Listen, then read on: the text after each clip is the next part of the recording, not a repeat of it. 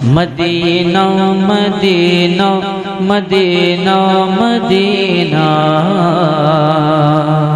Medina Medina Medina Medina. पसंदीदा मजहब, ये मजहब को कोई ख़तरा 1400 साल के अंदर न पहले कभी था, अल्हम्दुलिल्लाह आज भी कोई ख़तरा नहीं है और क़यामत तक इस मज़हब को कोई ख़तरा नहीं रहेगा।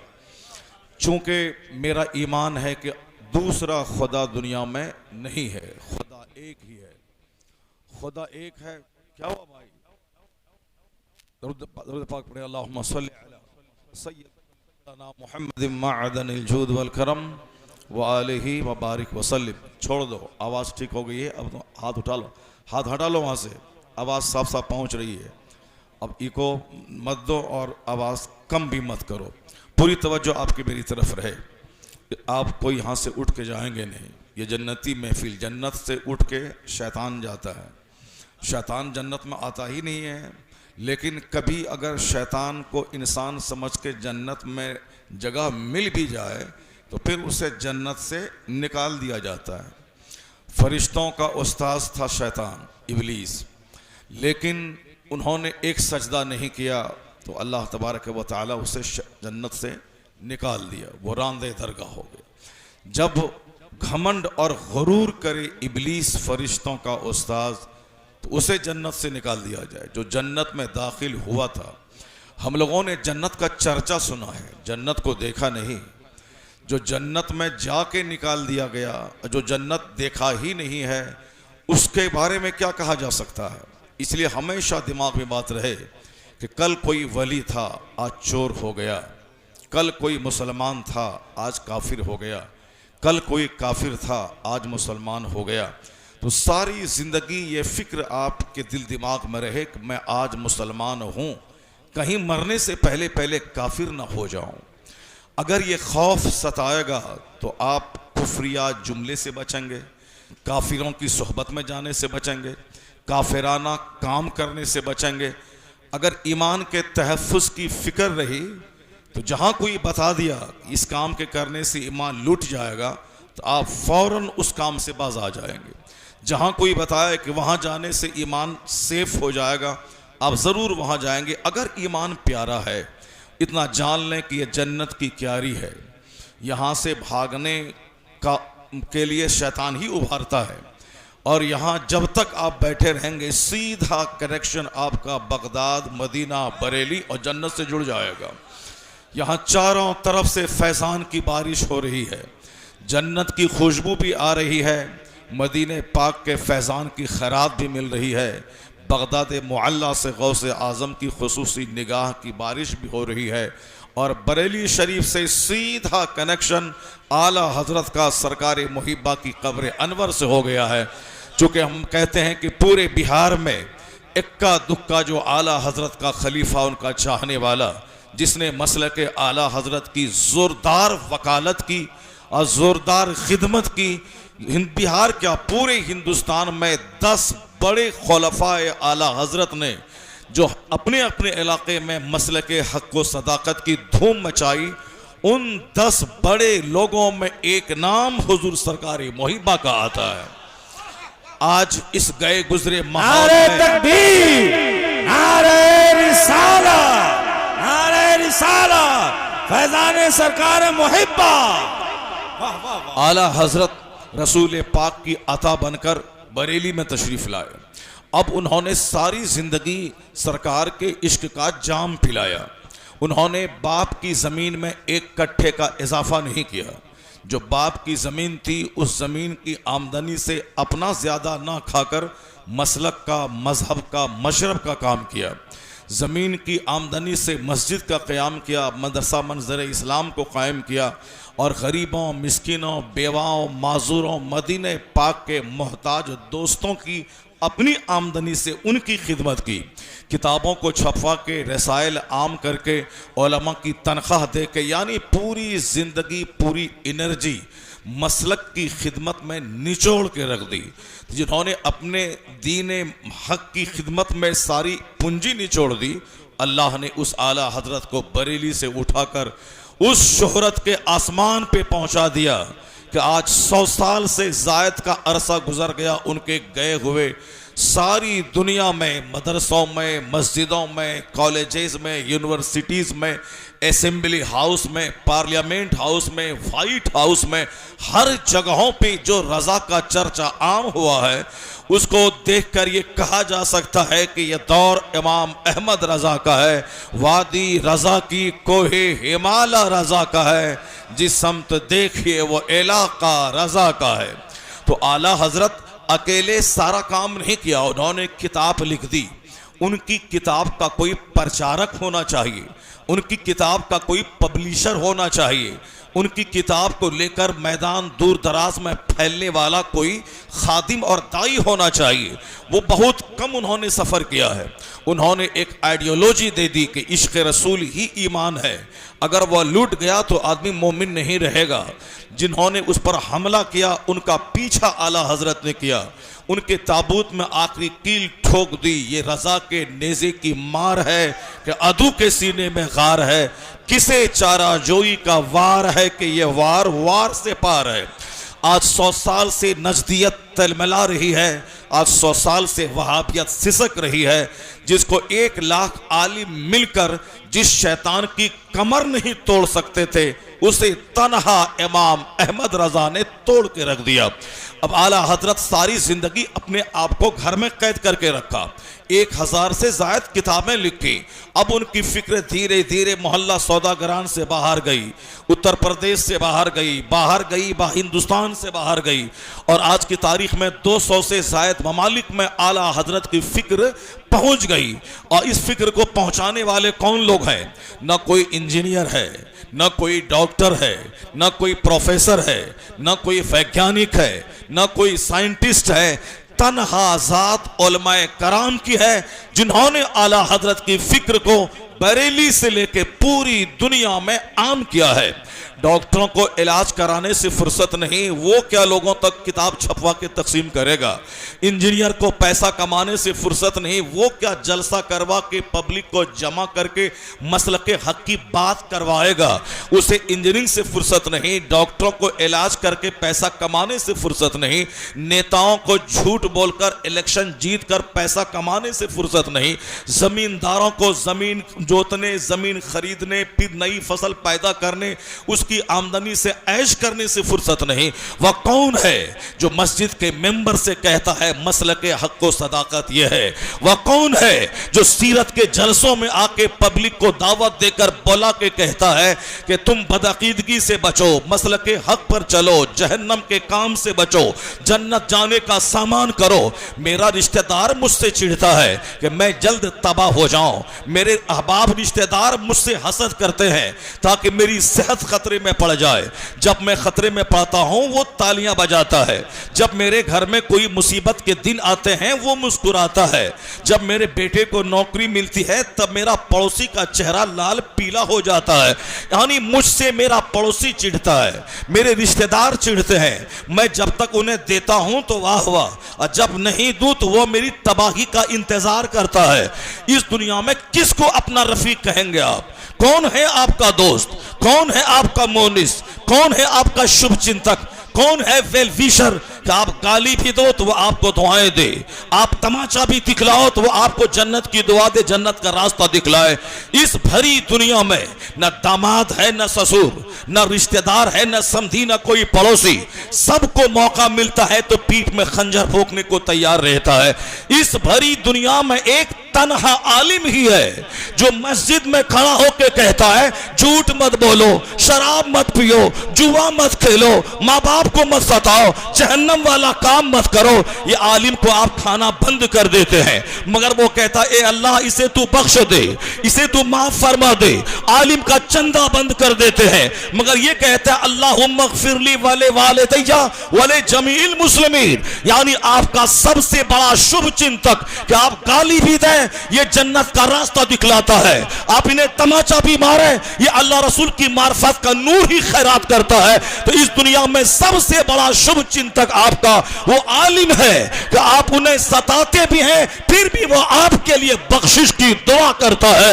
इसलिए बुजुर्गों ने कहा है अहबाब छूट जाए, समधी छूट जाए, रिश्तेदार छूट जाए, सारे रिश्ते अहबाब छूट जाए, मगर आलिम से मोहब्बत का रिश्ता न छूटे। क्योंकि दुनिया वाले को देते हो तब वो तुमसे प्यार करता है। वो जात तन्हा आलिम की है, उसे दो तो भी प्यार करता है, उसे न दो तो भी वो तुमसे मोहब्बत करता है। नारे तकबीर, नारे रिसालत, अल्लामा शहरयार खान साहब किबला, नारे तकबीर। जिसे सबसे ज्यादा बेकस, जिसे सबसे ज्यादा बेचारा, जिसे सबसे ज्यादा मजबूर कहा गया, जिनकी इज्जत और तौकीर नहीं की गई, जिनके खिलाफ मस्जिद का मुतवल्ली, जिनके खिलाफ मस्जिद का नमाजी, जिनके खिलाफ हमारे दूसरे टीचर, जिनकी मुखालफत समाज के 90% लोग करें, मगर ये इतना बड़ा दिल रखता है ये आलिम अपने सीने में कि खाना बंद हो मगर ये दुआ बंद नहीं करता, तनख्वाह बंद हो मगर ये दुआ बंद नहीं करता। ये आलिम नफरत की चीज नहीं है, ये आलिम मोहब्बत की चीज है। ये आलिम से दूर नहीं, आलिम से करीब हुआ जाए। आप बताएं, तन्हाई में जब भी आलिम आपसे मिलते हैं कहते हैं सोने का चैन मत पहनना, सोने की घड़ी मत पहनना, चांदी का चैन मर्द को पहनना हराम है, रेशम का लिबास मर्द को पहनना हराम है, मुर्ग की तरफ बाल रखना ये काफिरों से मुशाबिहत है, हाथ में काला बाला पहनना ये हराम है, और काफिरों की नकल करने वाला काफिरों के साथ जहन्नम में जाएगा। तुम्हें ये कहता है लिबास ऐसे पहनो, सर के बाल ऐसे रखो, तुम दाढ़ी ऐसे रखो, मोछ ऐसे रखो, बाथरूम ऐसे जाओ, अब शादी ब्याह ऐसे करो, अपने घर में माँ बाप से ऐसा सलूक करो। ये बताएं इस भरी दुनिया में कौन है कि जो अपना खा खा करके पानी पी पी कर आपको जन्नत का रास्ता बताता है? वो जात तन्हा आलिम की जात है। इसलिए बंबई का अरबपति एक आलिम का सूटकेस पकड़कर अरब के अपने 50 करोड़ के घर में उसको बैठाता है, उनकी पेशानी को चूमता है, उनके पांव को बोसा देता है और कहता है मौलाना नर्वस मत होना, तुम्हारा बाप गरीब है, तुम्हारा बाप दूसरों के खेत में मजदूरी करता है, तुम्हारे घर में छप्पर पे घास नहीं है, तुम उससे नर्वस मत होना, तुम ये मत समझना कि मेरे नजदीक तुम्हारी इज्जत कोई कम है कि तुम्हारा बाप मजदूरी करता है। मैंने तुम्हारा सूटकेस थाम कर एयरपोर्ट से यहां तक लाया, मैंने तेरी पेशानी को बोसा दिया, मैंने तेरे हाथ को चूमा है। मेरे पास करोड़ों का घर है, मेरे पास अरबों की फैक्ट्री है, मेरे पास खरबों का मार्केटिंग कॉम्प्लेक्स है। ये और बात है कि मेरे घर के चपरासी की तनख्वाह 20,000 रुपए महाना है। तुम भले ही बिहार के देहात में 5,000 रुपए महाना कमाते हो, लेकिन नर्वस मत होना, इतना जरूर याद रख लेना मेरे पास खरबों की दौलत है। मैं लैंड लॉर्ड हूं, मैं किंग हो सकता हूं, मैं नवाब हो सकता हूं, मैं जागीरदार हो सकता हूं, मैं फैक्ट्री का मालिक हो सकता हूं, मैं अरबपति कहला सकता हूं, मैं करोड़पति कहला सकता हूं, मगर मौलाना नाइबे पैगंबर का टाइटल न किसी अरबपति के हिस्से में है, न किसी खरबपति के हिस्से में है, न किसी जमींदार के हिस्से में है, न किसी शहनशाह के हिस्से में है, न प्रधानमंत्री के हिस्से में है, न प्रेसिडेंट के हिस्से में है। चाहे तेरे चप्पाओं में चप्पल टूटी रहे, तेरा बाप मजदूरी करे, तेरी माँ दूसरों के घर में पोछा लगाए, तेरे पास सही ढंग से लिबास ना हो, मगर कुरान हदीस का जो इल्म तेरे सीने में है, यह इल्म दुनिया का सबसे बड़ा मनसब नाइबे पैगंबर का मनसब दिलाया, नाइबे रसूल का मनसब दिलाया।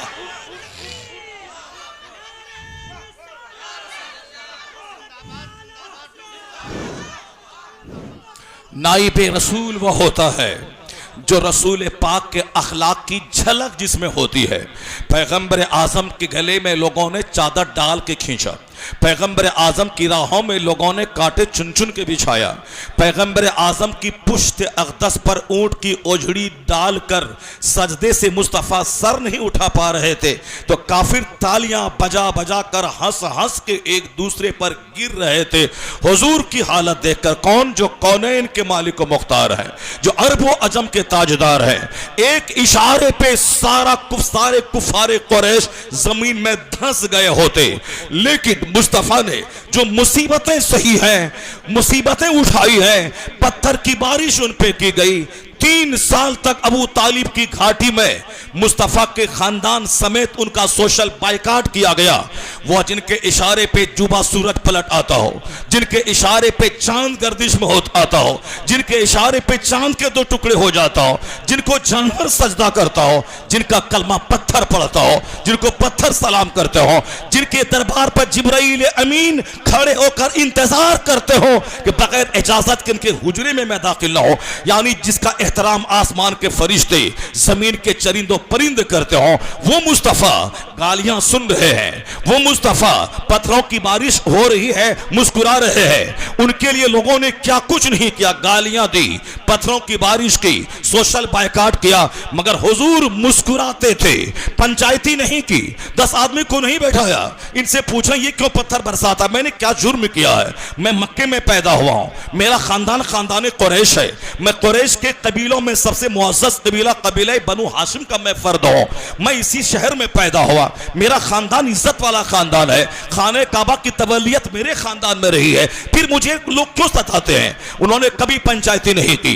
हुजूर की जात पे जब भी हमले हुए, ना हुजूर ने पंचायती की, ना आपने किसी से फरियाद किया, मुस्कुराते हुए सबको सहते रहे, सब कुछ उठा सहते रहे। लेकिन जब फतह मक्का के वक्त 12,000 तलवार आपके साथ में थी, 12,000 फौज लेके आप आ गए। अब मक्का की गली गली पे मुस्तफा का कब्जा था, खाने काबा पे मुस्तफा का कब्जा था। मक्का जो अरब की राजधानी, उस राजधानी पे मुस्तफा का कब्जा है। मुस्तफा के साथ 12,000 की फौज थी। सामने वह लोग थे जिसने गालियां दी थी, सामने वह लोग थे जिसने कांटे बिछाए थे, सामने वह लोग थे जिसने सोशल बायकाट 3 साल तक किया था कि मुस्तफा के खानदान के बच्चे भूख से रोते बिलखते थे, उनकी आवाज से मक्के की पहाड़ियां गूंज जाती थी। यहां तक कि 3 साल की मुद्दत में लोग चमड़े गला गला के खाने लगे, दरख्त के पत्तों को खाने लगे। हुजूर उनके साथ मौजूद थे। सरकार ने सारा सितम सहा सिर्फ इसलिए कि अगर मैं चांद को 2 टुकड़े करके इस्लाम फैला दूं तो जब तक मैं हूं इस्लाम रहेगा। मेरे जाने के बाद मेरा गुलाम कहेगा अब चांद का 2 टुकड़ा करने वाला नहीं है, इस्लाम कैसे फैलेगा। अगर हुजूर सिर्फ सूरज को पलटाने के बाद इस्लाम फैलाते तो लोग कहते पलटाने वाला चला गया, अब इस्लाम भी बोरिया बिस्तर समेट के चला जाएगा। लेकिन हुजूर ने उस बुनियाद पे इस्लाम का फाउंडेशन रखा है कि कयामत तक हुजूर ने नेचुरल सिस्टम पे इस्लाम की बुनियाद रखी ताकि मैं जाहिरी तौर पर पर्दा फरमा भी जाऊं, उस ट्रैक पर मेरा गुलाम चल के अपने ईमान को भी बचाए और इस्लाम की भी तबलीग करे। तो हुजूर ने जो मुसीबतें सही, काफिरों की गालियां बर्दाश्त की, इसलिए नहीं कि हुजूर कमजोर थे, नहीं, हुजूर ताकतवर, हुजूर का खुदा ताकतवर, वो इशारा कर देते सारे काफिर मिट्टी में धंस गए होते। मगर हुजूर ने इस नेचुरल सिस्टम का फॉलो किया।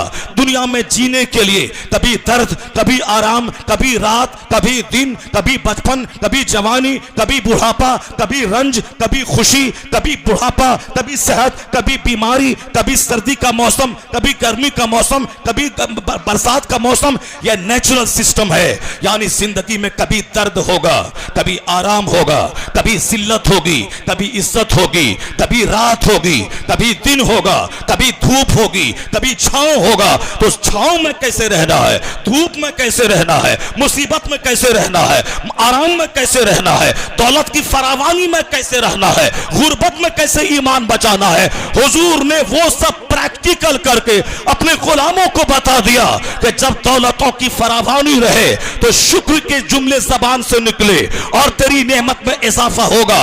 और जब मुसीबत में ईमान बचाना मुश्किल हो जाए, कभी हिंदुस्तान में काफिर नोचेगा, तलवार दिखाएगा, बोलेगा इस्लाम छोड़ दे।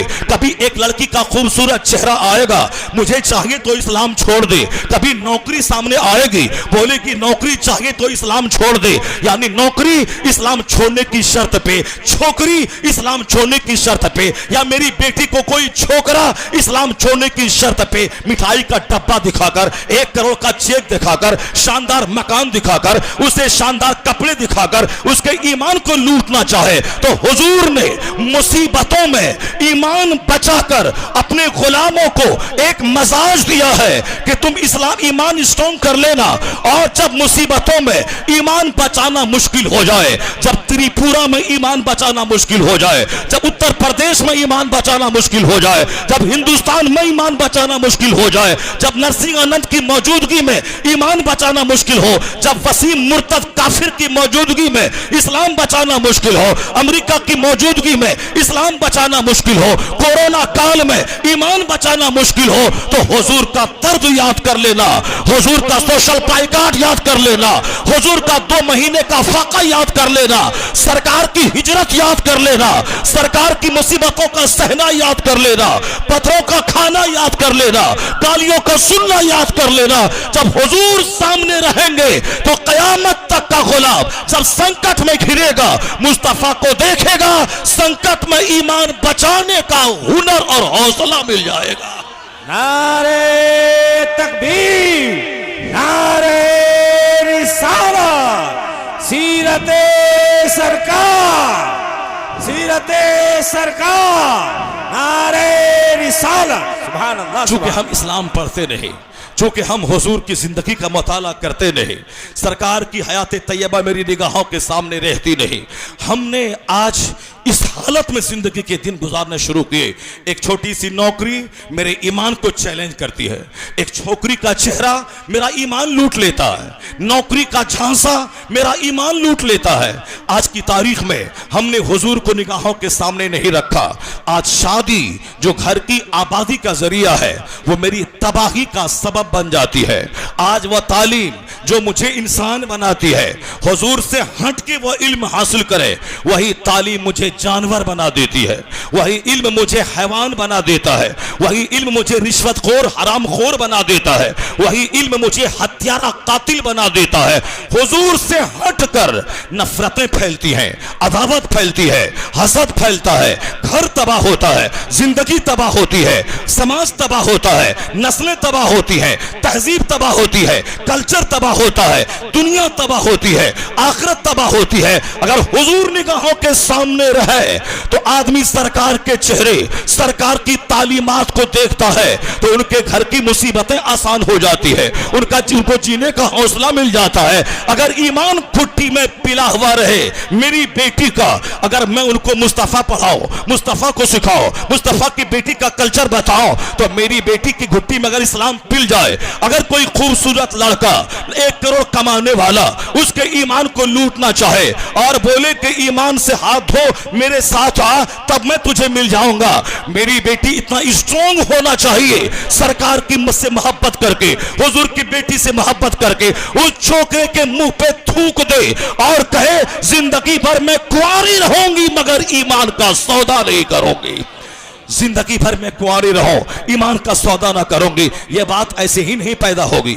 इस बात के पैदा करने के लिए उसी तरह मेहनत करनी पड़ेगी जिस तरह अपने दरवाजे पे एक आम का पेड़ लगाया जाता है। उस आम के पेड़ को लगा के लिए जमीन नर्म तलाश की जाती है, उसमें वक्तन फवक्तन पानी डाला जाता है, उसको जानवर बकरी से बचाया जाता है, उसकी रखवाली 5-6 साल 10 साल तक की जाती है, तब वह पौधा स्ट्रॉन्ग होता है, शानदार फल निकालता है। तो एक पौधे को मजबूती देने के लिए हमें चौकस रहना है, चौकन्ना रहना है, उसका प्रोटेक्शन करना है, उसकी सुरक्षा करनी है, उसको जानवरों से बचाना है, उसको सर्दी गर्मी से बचाना है, उसमें वक्तन पानी भी डालना है, वक्तन फवक्तन खाद भी डालना है, उसकी निगरानी करनी है, तब वह बार आवर पौधा होता है। तो एक पौधा को तबाही से बचाने के लिए उसकी बरस तक निगरानी करनी पड़ती है। तो औलाद को पैदा करके सड़कों पे छोड़ने वाला अगर उनकी औलाद एबॉर्शन करवाने वाली हो जाए, उनकी औलाद जोकर हो जाए,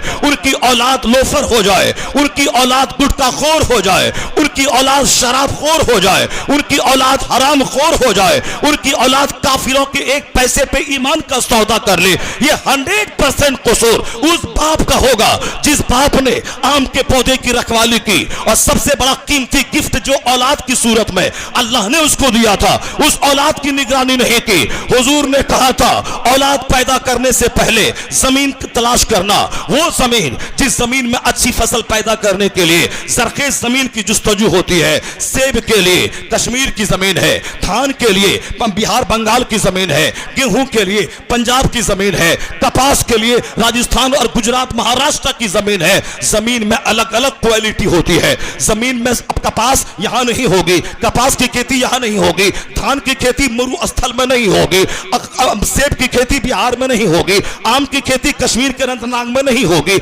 इलाके इलाके में अलग अलग क्वालिटीज मौजूद है। जिस तरह जमीन से फसल पैदा करने के लिए उस जमीन से रेलिवेंट चीजें चाहिए, और जो फसल पैदा करने के लिए उससे मुताल्लिक जमीन चाहिए, उसी तरह गौस पैदा करने के लिए, कुतुब पैदा करने के लिए, अब्दाल पैदा करने के लिए, शरीफ पैदा करने के लिए, नेक पैदा करने के लिए, नमाजी पैदा करने के लिए, आलिम रब्बानी पैदा करने के लिए, समाज का सभ्य इंसान पैदा करने के लिए वैसी जमीन चाहिए। जब जमीन आ जाए, मुनासिब वक्त पे बीज डाला जाए, और जब पौधा निकल आए उसकी निगरानी की जाए, यानी उस पौधे को एक अतिया समझकर, गिफ्ट समझकर उसको जानवर से बचाना है, हैवान से बचाना है, कीड़े मकोड़ों से बचाना है, उसकी सुरक्षा की सारी फिक्र करनी है। जब बच्चा मां के पेट में रहे तो क्या करना है, जब पैदा हो तो क्या करना है, जब 2 साल के बाद उसकी उम्र हो तो क्या करना है, जब 7 साल की उम्र हो, 4 साल 4 महीने 4 दिन की उम्र हो तो क्या करना है, 7 साल की उम्र हो तो बाप को क्या करना है, 10 साल की उम्र हो जाए तो बाप को क्या करना है, 18 साल की उम्र हो जाए तो बाप को क्या करना है। सरकार ने सारी बातें खोल खोल कर बता दी कि लड़की में माल मत देखना, लड़की का हुस्न सिर्फ मत देखना, लड़की का खानदान सिर्फ मत देखना, लड़की का दीन देखना, कि दीनदार औलाद के लिए दीनदार जमीन चाहिए। हुजूर ने साफ लफ्जों में कहा, तुन कहूल मरअतु ले अरबा ले मालिहा वले जमालिहा वले हसबिहा वले दीनहा। शादी में औरतों में 4 चीजें देखी जाती है। औरतों का हुस्न देखा जाता है, खूबसूरती देखी जाती है। आमतौर पर शादी में औरतों का माल देखा जाता है, आमतौर पर शादी में औरतों का खानदान देखा जाता है, और औरतों का अखलाक और दीन देखा जाता है। हुजूर ने कहते हैं कि सिर्फ हुस्न मत देखना, ला तज़व्वजुन निसाअ लिहुस्निहिन्ना, सिर्फ औरतों का हुस्न देख के निकाह मत करना। वला तज़व्वजुहुन्ना लिअमवालिहिन्ना, सिर्फ उनके माल को देख के निकाह मत करना। हुजूर कहते हैं वाला अमतुन सौदाओ खरमाओ ज़ातो दीनिन अफजल, कान छेदाने वाली काली कलोटी दीनदार औरत तेरे हक में बेहतर है, इसलिए कि हुस्न का जलवा चंद दिन के लिए रहता है, माल ढलती छांव की तरह रहता है, मगर अखलाक परमानेंट चीज है, दीनदारी परमानेंट चीज है। हुस्न आज है कल खत्म हो जाएगा, माल आज है कल लुट जाएगा। मुमकिन है कि उसका माल उसे मगरूर बना दे, उसका हुस्न उसे तबाह कर दे। तो दीनदारी तुम तरजीह देना। जब तक मेरी माएं दीनदार पैदा होती थी उस वक्त तक बच्चा अबू बकर पैदा होता था, उमर पैदा होता था, उस्मान पैदा होता था, अली पैदा होता था। क्योंकि कुदरत का कानून है कि मौसम जरूरी है, रात दिन जरूरी है, जमीन मुनासिब जरूरी है। जब बाप का दीनदार होना जरूरी है, माँ का नेक होना जरूरी है। बाप बीज डालने वाला है और माँ खेत के मानिंद है। जब बीज खराब हो तो अच्छी फसल ना होगी, और जब जमीन खराब हो अच्छी फसल पैदा ना होगी। कुदरत का कानून है, जब बाप हो अली जैसा और माँ हो फातिमा जैसी तो बेटा हसन और हुसैन पैदा होता है। जब बाप हो मूसा सैयद साले जंगी दोस्त जैसा, माँ हो सर से लेके पांव तक मुत्तकी परहेजगार, तकवा का नमूना, जबान खता से सेव, आंख खता से सेव, पांव खता से सेव, शर्मगा खता से सेव, हाथ खताओं से सेव। यानी ऐसी लड़की जिसको बाप प्यार से कहता हो, या गोंगी है, या अपाहिज है, या लूली है, या लंगड़ी है। लंगड़ी का मतलब क्या है? इसका पांव कभी गुनाह की तरफ नहीं चला। या गोंगी है, जबान से कभी खिलाफ हक कोई बात नहीं बोली। या अंधी है, यानी आंख किसी गुनाह को उठा के नहीं देखा। ये कान की बहरी है, कान में कभी गाने बजाने गुनाह की आवाज नहीं पहुंची। नेकी का पुतला है उनकी बेटी, नेकियों का मुजस्समा है। और लड़का कैसा है? रात भर सजदा है और दिन में जिहाद है। और कभी खिलाफे तकवा कोई काम हो जाए, उस दाग को धोने के लिए 10 साल की नौकरी है। वह काम हराम नहीं था, वो हराम नहीं था, वो सिर्फ खिलाफे तकवा था, खिलाफे एहतियात काम था। खिलाफे तकवा का दाग धोने के लिए 10 साल की नौकरी। अब तो माफ कर दो, यह दुनिया की तकलीफ थी 10 साल की, कम से कम कयामत के दिन अल्लाह के सामने मैं बेदाग बन के जाऊं। यह इस्लामी फिक्र है। दुनिया की मुसीबतें क्षण भर की है, आखिरत की मुसीबत असल में है। तो दुनिया की मुसीबत उठा लो, यहाँ खाने पीने की तकलीफ, पहनने ओढ़ने की तकलीफ, ये तकलीफ क्षणिक है, प्रोफेशनल है, टेम्पररी है। ये तकलीफ आर्जी है, वक्ती है। असल दायमी इतनी तकलीफ जहन्नम की, जहां जूते की आग, जहां आग का खड़ावन, जहां आग का जूता, आग की खड़ावन, आग की दीवार, आग का कोड़ा, आग की छतें, आग की जमीन, आग ही आग है।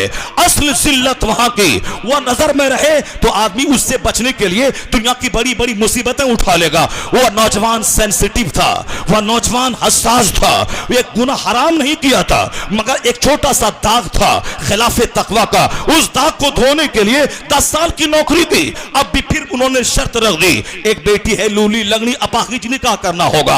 अगर कोई मेरे जैसा कोई लड़का होता तो कह देता कि मैं 10 साल की नौकरी किया हूं छोटे जुर्म के बदले में, और यह बड़ा जुर्म, सारी जिंदगी इसका बोझ ढोना है, मुझे नहीं, अब माफ करो ना करो, मैं यहां से जाता हूं। लेकिन अल्लाह का डर दिमाग में बस जाए, वह गुनाह सगीरा से भी डरता है, वह गुनाह कबीरा से भी डरता है, वह खिलाफे तकवा से भी डरता है। जब वह अल्लाह का डर सीने से निकल जाए, वह गुनाह कबीरा को भी छोटा गुनाह समझता है, बड़ा गुनाह को भी छोटा गुनाह समझता है। इसलिए मैं कहता हूं कि जो अल्लाह से डरने वाला होगा वह दूसरों की दीवार से मिट्टी से लेकर इस्तिंजा करने में भी डरेगा। इसी गुनाह की पकड़ हुई तो मैं आग में जल जाऊंगा। दूसरों के छप्पर से तिनका लेकर खिलाल करने से डरेगा, अगर इसी की गिरफ्त हुई तो मैं जहन्नम में जल जाऊंगा। वह दूसरों की चप्पल चोरी करने से डरेगा, इस गुनाह की पकड़ हुई मैं जहन्नम में चला जाऊंगा। किसी काफिर की पैरवी से डरेगा, अगर इस गुनाह की गिरफ्त हुई मैं जहन्नम में चला जाऊंगा। अल्लाह से डरने वाला हर वक्त चौकस होकर जीता है, वह छोटे गुनाह को गुनाह समझ के नहीं करता है, गुनाह हो जाता है, जानबूझ के नहीं करता है। वो नौजवान 10 साल की नौकरी की, अब अगली शर्त रख दी गई कि हमारी लूली लंगड़ी बेटी से निकाह करोगे तब मैं माफ करूंगा। उन्होंने क्षण भर में सोचा कि मैं दुनिया इख्तियार करूं या आखिरत। ये लूली लंगड़ी बीवी ये दुनिया की मुसीबत है, मैं इसे उठा लेता हूं। अगर यही शर्त है माफी के लिए तो मैं इसे भी कबूल कर लेता हूं। या 10 दिन 10 साल की मुसीबत, 25 साल की मुसीबत, 25 खरबों साल जहां रहना है वहां की मुसीबत से बचने के लिए या 25 साल की मुसीबत को मैं उठा लेता हूं। उन्होंने उठा लिया। अल्लाह ने इनाम क्या दिया? वह लूली लंगड़ी समझ के अक़्द किया था, लेकिन जब शबे उरूसी में, हुजले उरूसी में पहुंचा है तो देखा वहां हुस्नो जमाल की देवी बैठी है, आंख सलामत, जबान सलामत। वापस पलटा, लड़की के बाप ने बोला मैं जानता हूं क्यों पलटा है, वह तेरी बीवी है, वह मेरी बेटी है। वह अंधी इस माना कर मैंने कहा था कि आंख खता से महफूज है, जबान खता से महफूज है। वो नौजवान सजदे में सर रखा होगा कि मैंने तो इसे नेकी का पुतला समझकर या फिर सारे आज़ा की दुरुस्तगी की या देवी है ये समझ के नहीं किया था, यानी वह लूली लंगड़ी समझ के अक़्द किया था। दुनिया की मुसीबत दुनिया ही तक महदूद रहेगी, इसके बदले में आखिरत का इनाम मिलेगा। लेकिन जो अल्लाह से सौदा करता है, अल्लाह ज्यादा दिन तक उसके सौदे को उठा के नहीं रखता है। जो अल्लाह से बिजनेस करता है, अल्लाह उसका मुनाफा ज्यादा दिन के लिए बाकी नहीं रखता है, फौरी इनाम देता है। उसने मुसीबत उठाया था रब की खातिर, और रब ने बदले में क्या दिया?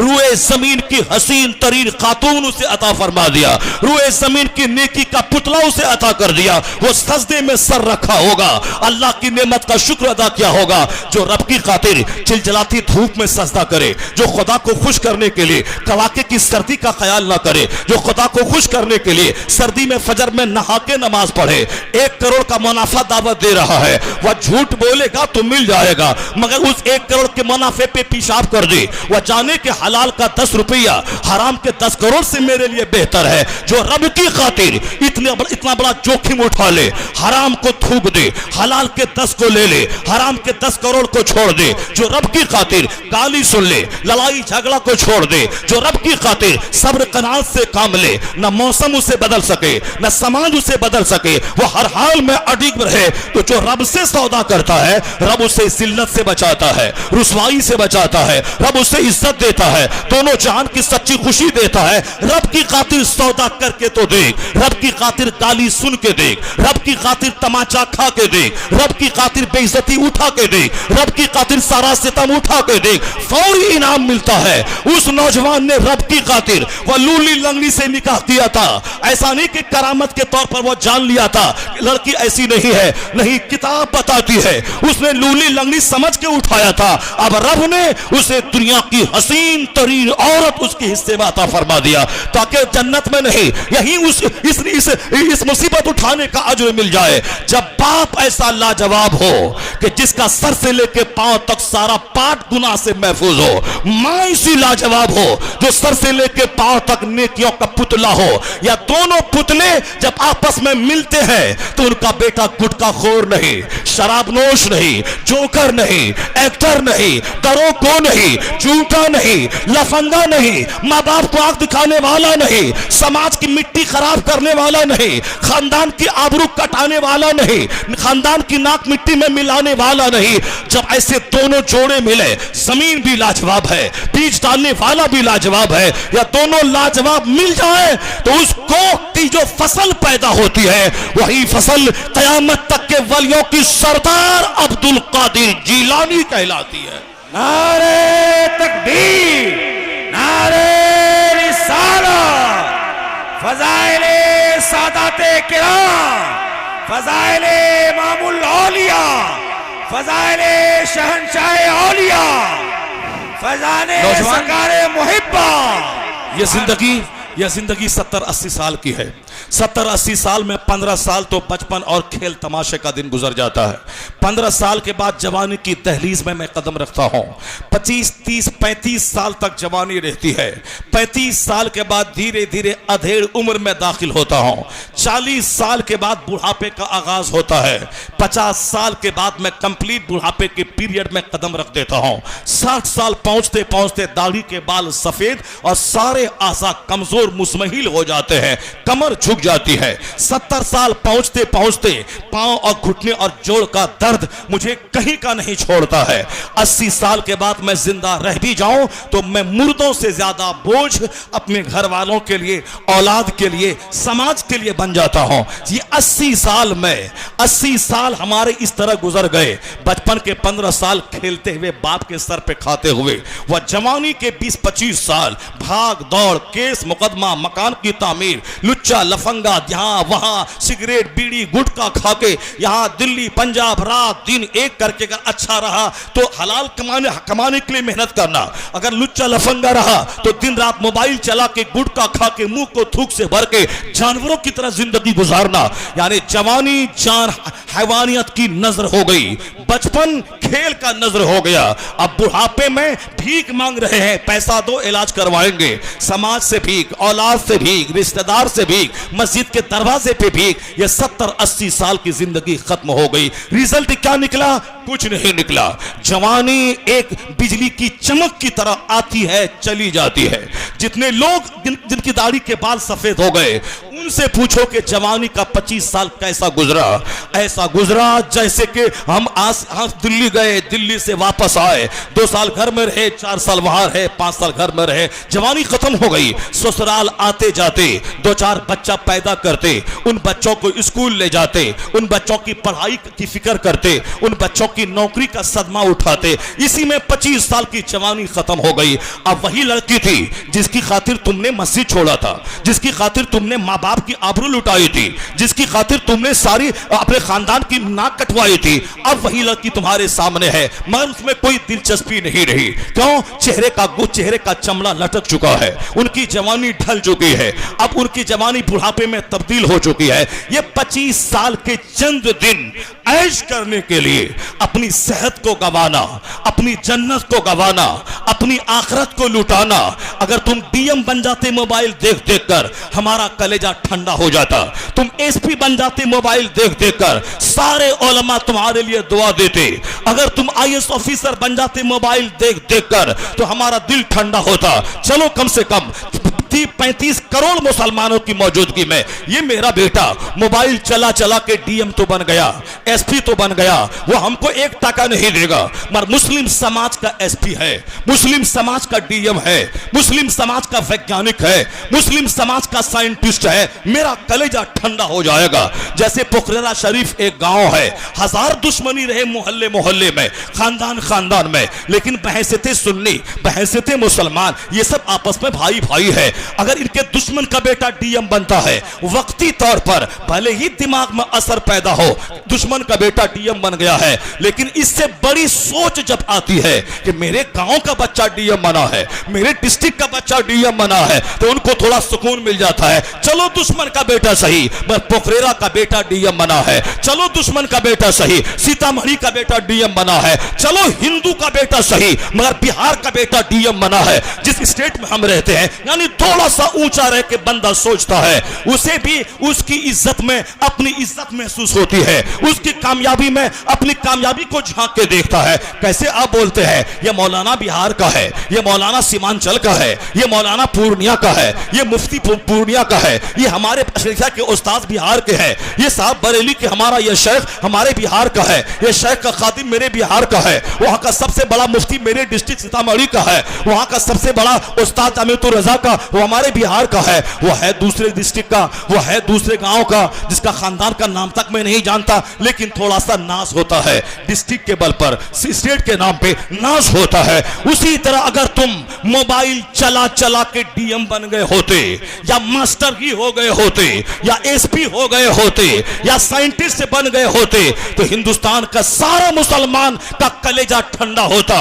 चलो मेरा एक बेटा एसपी बन गया, डीएम बन गया, कलेक्टर बन गया, साइंटिस्ट बन गया। जैसे आज की तारीख में बहुत सारे बच्चे हमारे बोलते हैं, मौलाना साहब ये हिंदुओं का मुल्क है, ये जनसंघी आरएसएस वालों की हुकूमत है, यहां मुसलमान को नौकरी नहीं मिलती है। क्यों? वो बच्चा बड़ा होशियार है, वह जानता है मैं अगर ये न बोलूं तो अपनी कमजोरी पे पर्दा मैं कैसे डालूं। सीतामढ़ी के पोखरा में पैदा हुआ, मेरे बाप ने जमीन बेच बेच कर मुझको पटना भेजा, पटना से आगे मैं इलाहाबाद गया, आईएएस की तैयारी बड़ी अच्छी वहां होती है, वहां भी जीना भरा तो मैं दिल्ली चला गया कि दिल्ली में आईएएस की तैयारी के लिए माहौल वहां है, यहां पैसा जमीन बेच बेच के भेजा है, मगर मैंने वहां घूमना शुरू किया। 40,000 का मोबाइल, 60,000 का मोबाइल, कपड़ा चेंज करना, प्रेस करना, शाम में 2 घंटे घूमना, अच्छा अच्छा खाना पीना, यहां बाप जमीन बेचकर अपनी नौकरी का पैसा भेज भेज के पढ़ाया है, मगर वहां घूम रहा है, नौकरी नहीं मिली। आईएएस में बैठा, पीटी नहीं निकाल पाया, कभी पीटी निकाला मेंस में फेल हो गया, कभी मेंस निकाला ओरल वाइवा में छट गया। अब वहां से लौट के 3 बार बैठा, तीनों बार नाकाम हो गया, लौट के घर आया। बाप बोलता है मैंने तेरे पीछे 5 करोड़ रुपए खर्च किए हैं, मगर तुम आईएएस ऑफिसर नहीं बन पाए। तो बेटा क्या बोलता, अब्बू ये हिंदुओं का मुल्क है, ये खैरों का मुल्क है, यहां मुसलमान को नौकरी नहीं मिलती है, मुसलमान के बच्चे को नौकरी नहीं मिलती है, मुसलमान के बच्चे को नौकरी नहीं मिलती है, यहां वहां सारे जनसंघी बैठे हुए हैं, आरएसएस के लोग बैठे हुए हैं, कैसे नौकरी मिलेगी अब्बू?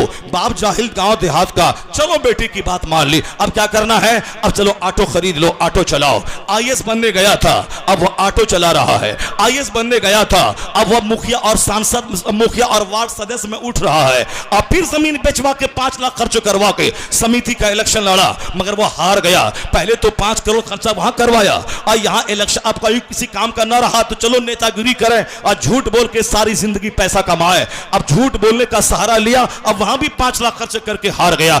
अब क्या करेगा वो? या तो जहर खा के मर जाएगा, या खुदकुशी करेगा, या पंजाब दिल्ली भाग जाएगा, वहां सड़क के किनारे जूता चप्पल सीजेगा, या चाय की दुकान करेगा, या हाजी अली के दरवाजे पर, बाजार के दरवाजे पर वो जूता और चश्मा बेचेगा, और फिर सारी जिंदगी बोलेगा गैरों का मुल्क है मौलाना, नौकरी नहीं मिलती। 2-4 जूता चेहरे पे मारो बदतमीज, तुमने सुबह से लेकर दोपहर तक घूमा है, तुम्हारी अंग्रेजी अच्छी है तो साइंस अच्छी नहीं, साइंस अच्छी है तो जीके अच्छी नहीं, जीके अच्छी है तो करंट अफेयर्स पे नजर नहीं है।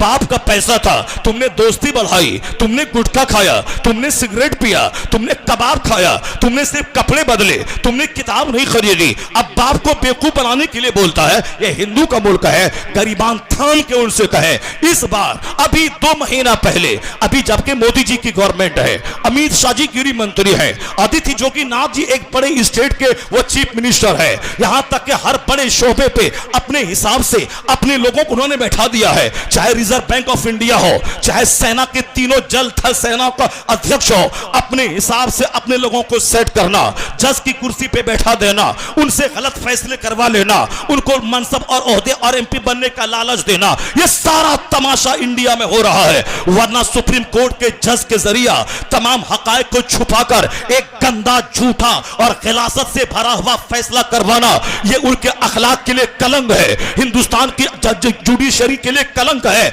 जिसे एक एमपी बनने का ओहदे का लालच देकर, जिनके जरिए तमाम सच्चाई का मर्डर करके एक झूठ फैसला दिलवाया गया, एक झूठ जजमेंट उससे लिया गया। सारा हिंदुस्तान जान रहा है क्या तमाशा हो रहा है, लेकिन उसके बावजूद इन तमाम ओहदों पे उनका वर्चस्व है। उसके बावजूद इस बार यूपीएससी में 25 से 30 बच्चे मुसलमानों के जो उन्होंने कंपीट करने में कामयाब हो गए, यानी 25 बच्चा मेरा डीएम बना है, अभी 2 महीना पहले आईएएस ऑफिसर बना है इन लोगों की मौजूदगी में। इसलिए यह कहना झूठ है कि यहां हुकूमत में नौकरी नहीं मिलेगी, आईएएस ऑफिसर नहीं बनूंगा, बल्कि जब मुकाबला सख्त हो तो तुम्हें तैयारी भी सख्त करनी पड़ेगी। पहले 95% नंबर से काम चल जाता था, अब 100% नंबर लाना होगा। पहले 10 घंटे पढ़ने से काम चल जाता था, अब तुम्हें 18 घंटे स्टडी करनी पड़ेगी। परहेज नहीं करना है, पानी के जमाने में अच्छा खाना नहीं खाना है, सारी तवज्जो स्टडी पर है। 18 घंटे जो पढ़ेगा, जो नियम का पालन करेगा। जब सामने पहलवान कमजोर था तो थोड़ा सा मुताला से काम चल जाता था, लेकिन जब पहलवान सख्त है तो हमें ताकत भी सख्त पैदा करनी होगी। यानी इस जमाने में जब मुसलमानों के 25 से 30 बच्चे आईएएस बनने में कामयाब हो गए, इसका मतलब यह निकला कि चाहे जो भी बैठे मनसब पर, कुर्सी पर, लेकिन वहां इल्म की कद्र होती है, वहां स्टडी की कद्र होती है, मेहनत रायगा नहीं जाती है। अपनी कमजोरी पे पर्दा डालने के लिए यह मत बोल के गैरों का मुल्क है। जब गैरों का मुल्क है, इस काबिल अपने आप को बना दे कि वह 1000 चाहे नहीं लेंगे, मगर तेरी काबिलियत उन्हें मजबूर कर दे कि इन्हें लेना होगा। तुम बोझ मत बन, जरूरत बन जा। इस कदर मेहनत बढ़ा दे कि वह ना चाहने के बावजूद भी तुम्हें रखने पर मजबूर हो जाए। इसलिए मैं कहता हूं, इस दुनिया में जो नबी मोहतरम से मोहब्बत का रिश्ता करेगा, नमाज भी पढ़ेगा, 18 घंटे स्टडी भी करेगा, इधर से इसकी मेहनत बढ़ेगी, उधर से खुदा की रहमत आएगी, मुस्तफा की अता आएगी। काफिर कौम तरक्की में पीछे रहेगी। मुस्तफा का गुलाम अपनी मेहनत के बल पर, खुदा की रहमत के बल पर, मुस्तफा की अता के बल पर हर शाहराहों में सबसे आगे बढ़ता हुआ नजर आएगा।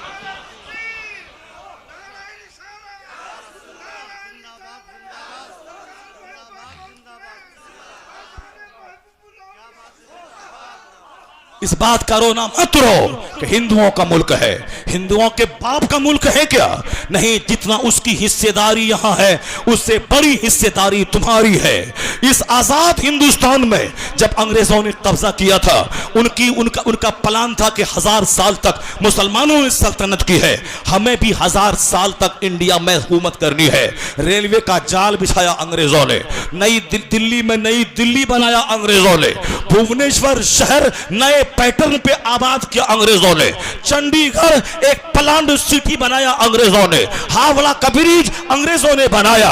यानी जितने भी लंबे लंबे पुल है इंडिया में, वह सब अंग्रेजों ने बनाए हैं। और अंग्रेजों ने हिंदुस्तान में 1000 साल तक कब्जा करने के लिए कि 1000 साल तक मैं शासन करूंगा, तमाम कील कांटों को दुरुस्त किया था, सड़कों के जाल बिछा दिया, बंबई से निकलने वाली सारी सड़कों, पहाड़ों को डायनामाइट से तोड़ तोड़ करके सुरंगें निकाल ली। ये सारी सुरंगें 2, 4, 5 को छोड़कर सब अंग्रेजों के जमाने की सुरंग है। उन्होंने बड़ी मेहनत से भारत को सोचा था कि 1000 साल तक हुकूमत करनी है, लेकिन 1000 साल तक का प्लान बनाने वाला 150 साल के अंदर सिमट के रह गया।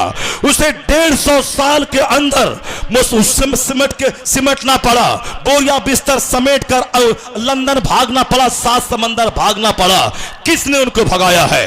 हाँ, गांधी की मेहनत है सबसे आखिर में, नेहरू की मेहनत है किचन में हल्दी लगाकर बावर्ची बनने की, कोई दूसरे लोगों की उंगली कटा के शहीद बनने की, लेकिन जो फांसी के फंदे को चूम के अंग्रेजों का तेवर कमजोर किया हो, जिन्होंने अंग्रेजों की आंखों में आंखें डालकर शेर की एक दिन की जिंदगी गीदड़ की 100 साल की जिंदगी से बेहतर है यह नारा देकर अंग्रेजों का हौसला पस्त किया। वह कौन था? वह टीपू सुल्तान था, जिसने मैदान में आकर के कहा था एक दिन मैं जिंदा रहूंगा शेर की तरह, गीदड़ की 100 साल की जिंदगी से बेहतर है। मैं नहीं जीना चाहता, तुम्हारी जी हुजूरी करके एक दिन जीऊंगा शेर की तरह। बहुत सारे को पछाड़ा, आखिर में इज्जत के साथ शहादत की मौत पाया। अंग्रेजों ने टीपू सुल्तान के सर के पास खड़ा होकर कहा था टुडे इंडिया इज आवर्स, आज हिंदुस्तान हमारा है।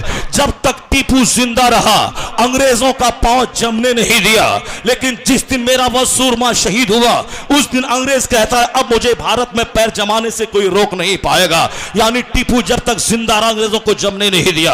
अंग्रेज जहां 150 साल तक रहा वहीं एक मुफ्ती सुन्नी जमात का अल्लामा शाह अब्दुल खैर आबादी ने, फजल खैर आबादी ने, उन्होंने जान को जोखिम में डालकर अंग्रेजों के खिलाफ फतवे जिहाद दिया, इसके खिलाफ जिहाद किया जाए। अल्लामा किफायत अली काफी ने, जिसे मुरादाबाद के लाल चौक पे फांसी दी गई, उन्होंने अंग्रेजों के खिलाफ फतवे जिहाद दिया था इन्हें इसके खिलाफ जिहाद करो।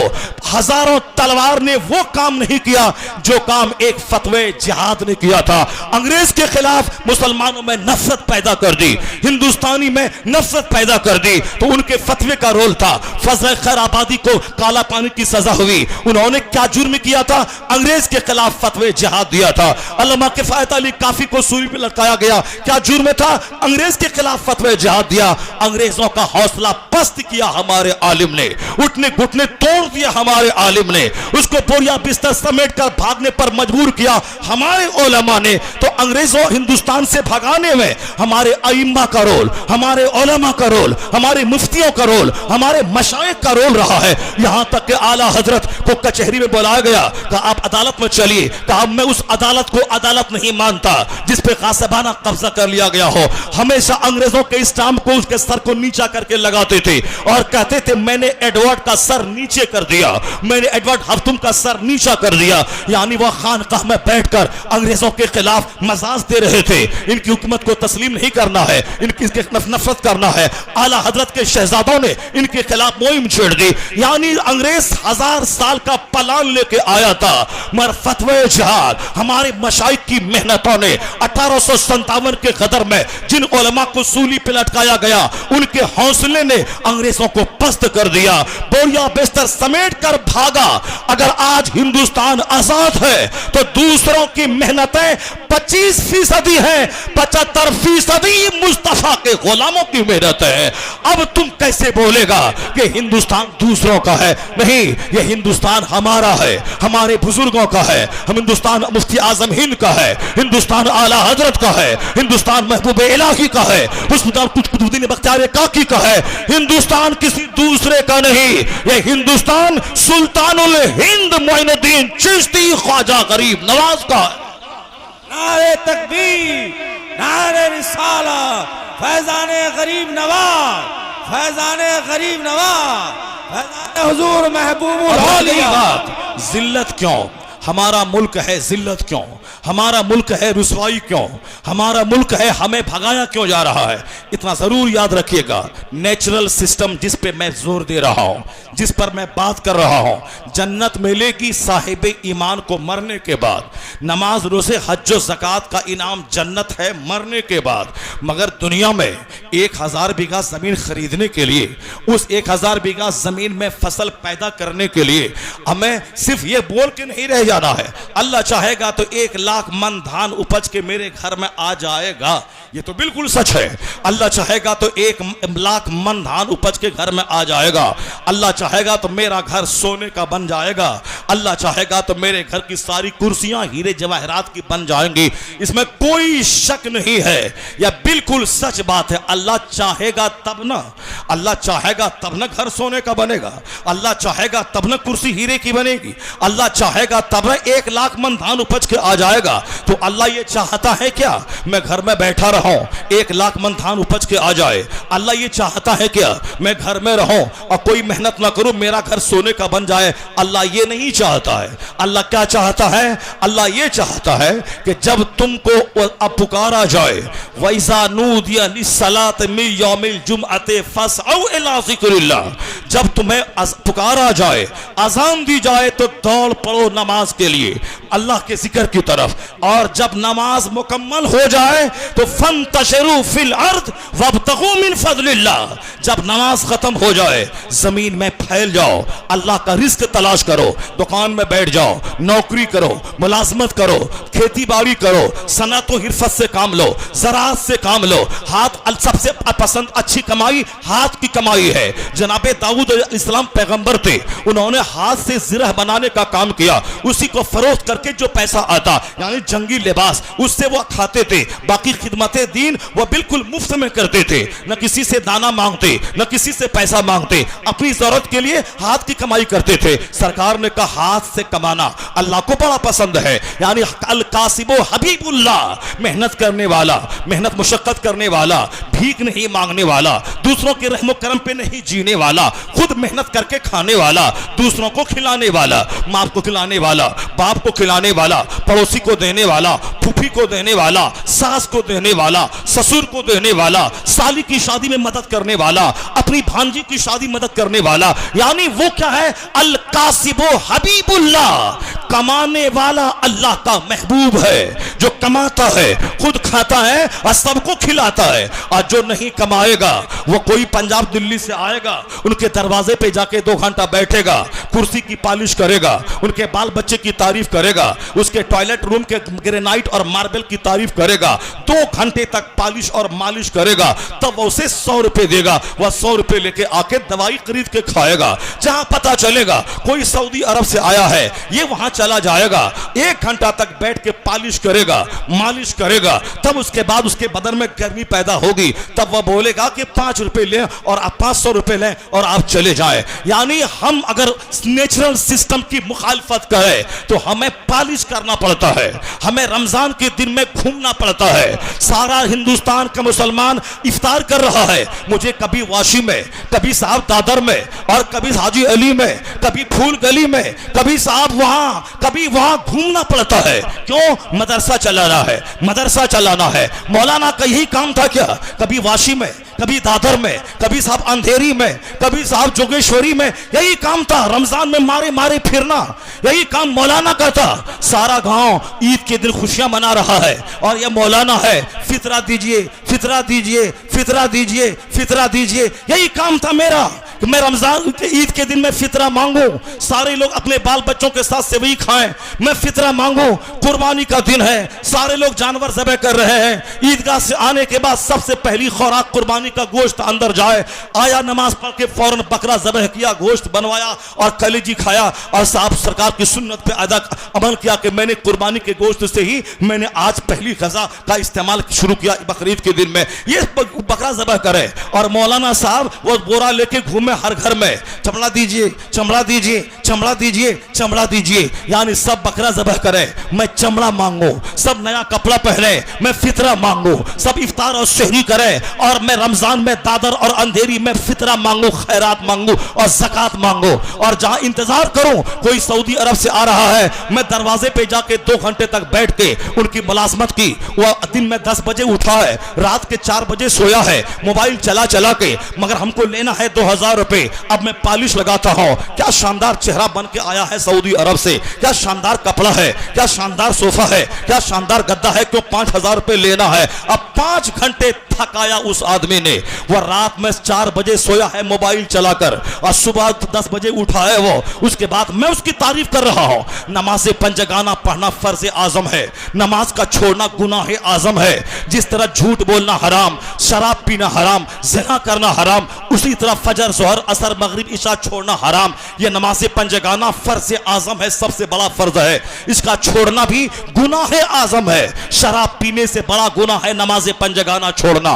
ज़िना करने से बड़ा गुनाह है नमाज पंजगाना छोड़ना।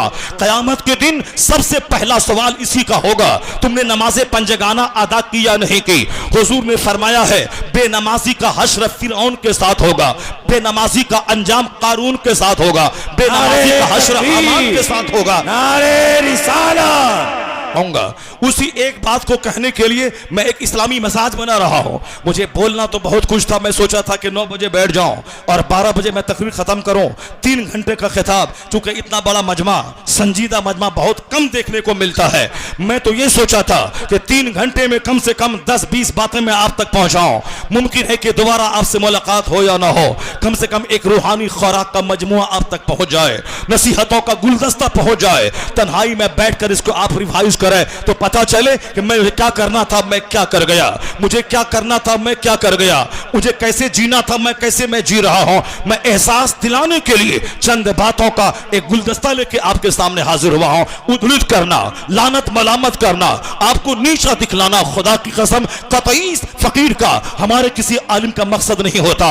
मकसद सिर्फ यही होता है कि मीठी दवाइयों में फायदा कम होता है। दवा जब थोड़ी सख्त तल्ख हो, जब दवा कड़वी हो तो उसका फायदा ज्यादा होता है। इसलिए तल्ख दवाएं, जब हल्का सा दाग लगे तो पानी की एक धार उस दाग को मिटा देती है, लेकिन जब दाग गहरा जाए तो पानी भी साफ नहीं कर पाता है। उस दाग को धोने के लिए हमें साहब दूसरे मटेरियल्स का इस्तेमाल करना पड़ता है, तब जाके वो दाग धुलता है। आज सीना मेरा सख्त हो गया, आज दिल मेरा अंधा हो गया, आज गैरों की सोबत में रहते रहते मेरा सीना संग आलूद हो गया।